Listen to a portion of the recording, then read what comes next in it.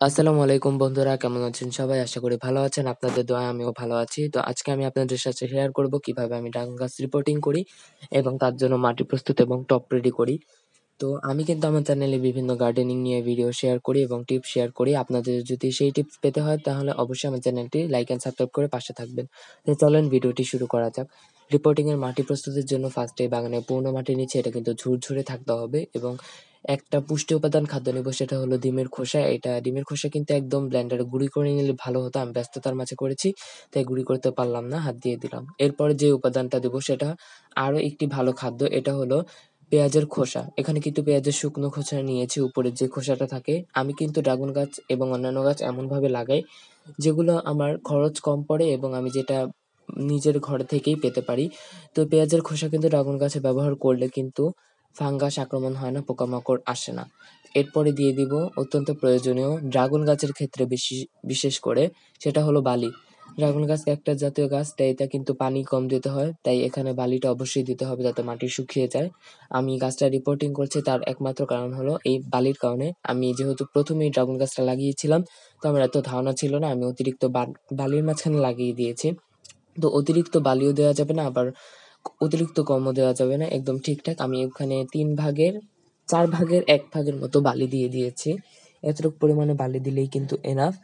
আপনারাও এতটুকু পরিমাণে দিবেন বা একটু কম বেশি হলে কোনো প্রবলেম নেই, নিজেদের আন্দাজ মতো দিয়ে দিবেন। এরপর কিন্তু মাটিটা ভালো মতো মিক্স করে নেব। এরপরে এখানে আরেকটা জিনিস দিতে হবে, সেটা হচ্ছে গোবর সার বা ভার্মি কম্পোস্ট। ড্রাগন গাছের প্রিয় খাবার কিন্তু গোবর সার। যেহেতু আমার কাছে আপাতত ছিল না, আমার কাছে ভার্মি কম্পোস্টটা অ্যাভেলেবেল ছিল, তাই আমি ভার্মি কম্পোস্টটাই ব্যবহার করেছি।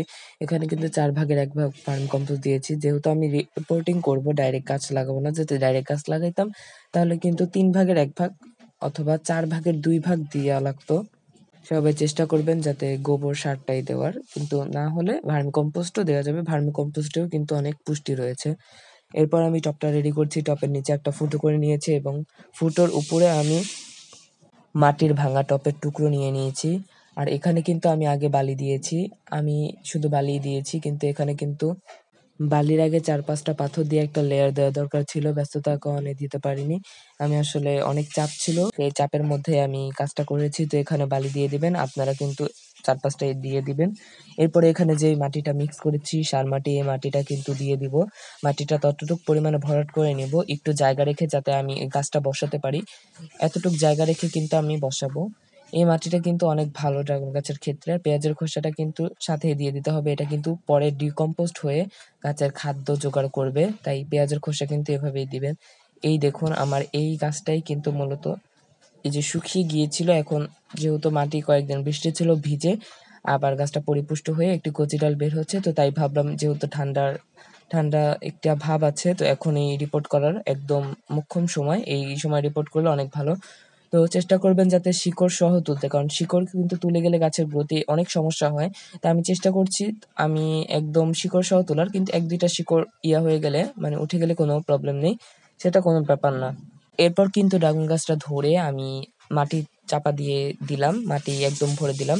কিন্তু মাটি কিন্তু একদম ড্রাগন গাছের উপর করে দেওয়া যাবে না, ড্রাগন গাছের গোড়া পর্যন্ত যতটুক আগে মাটির ভিতরে ছিল ততটুকু রাখা লাগবে। নাহলে কিন্তু মাটি বেশি হয়ে গেলে ড্রাগন গাছের যেই উপরের অংশ আছে বা গোড়া আছে সেটা কিন্তু পুরোপুরিভাবে পচে যাবে।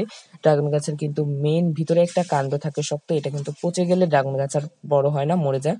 তার জন্য এইদিকে একটু সতর্ক থাকবেন। এরপর সমান মতো মাটি দিয়ে হালকা হালকা ভাবে চেপে দিব, বেশি চাপলে কিন্তু গাছের শিকড়ে ক্ষতি হতে পারে, তাই হালকা ভাবে চেপে দিব। আমার এক হাতে যেহেতু ক্যামেরা আর এক হাতে কাজ করেছি, তাই ভালো মতো দেখাতে পারলাম না, দুঃখিত। তো আমি পরের বার থেকে চেষ্টা করবো আরো ভালো ভালো ভিডিও নিয়ে আসার। তো আমার কিন্তু একটি কচি ডালও বের হয়েছিল, এই যে গাছটা রিপোর্টিং করলাম এই গাছটা একটা কচি ডাল বের হয়েছিল। কচি ডালটা দেখাচ্ছি, এই যে দেখুন কচি ডালটা বের হয়েছে, কত সুন্দর সবুজ সতেজ। এরকম কিন্তু আমি পেঁয়াজের খোসা এবং নিয়মিত সার ব্যবহার করি। আর আপনারা যদি জানতে চান আমি ড্রাগন গাছে এবং অন্যান্য গাছে কি সার ব্যবহার করি, তাহলে কিন্তু অবশ্যই আমাকে কমেন্টে জানাবেন। আমি কিন্তু খুব ঘরোয়া সার ব্যবহার করি, ঘরেই এগুলো তৈরি করি নিজের হোমে। তো এরপর আমি এখানে দিয়ে দিব পানি। অনেকেই ভাবতে পারেন ড্রাগন গাছে কম পানি লাগে, আমি একটু আগেই বলেছি, আবার কেন এত পানি দিচ্ছি। তো তার কারণ হলো যেহেতু রিপোর্টিং করেছি, শিকড়টা একটু লড়াচড়া খেয়েছে, অন্য একটা স্থানে এসে বসিয়ে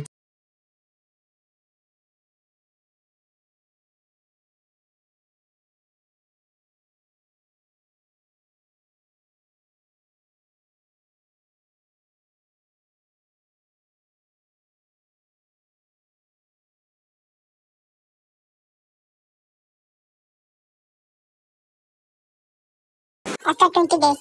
এই যে দেখুন 20 দিন পরে গাছটার কচি ডাল কিন্তু একটু বড় হয়ে গ্রোথ থেমে গিয়েছে, তা নিয়ে কোনো চিন্তার বিষয় নয়। গাছটার গ্রোথ আবার কয়েকদিন পরে ঠিক হয়ে যাবে এবং যখন কচি ডাল বের হয়ে যাবে নতুন আরেকটি, তখন কিন্তু গাছটা রোদে রেখে দিতে হবে, তখন আর ছায়া রাখবো না, আপাতত ছায়া রাখবো কচি ডাল বের হওয়া পর্যন্ত। আর পাশের ডালটি কেটে ফেলবো যাতে মেন ডালটি ভালো মতো বড় হতে পারে।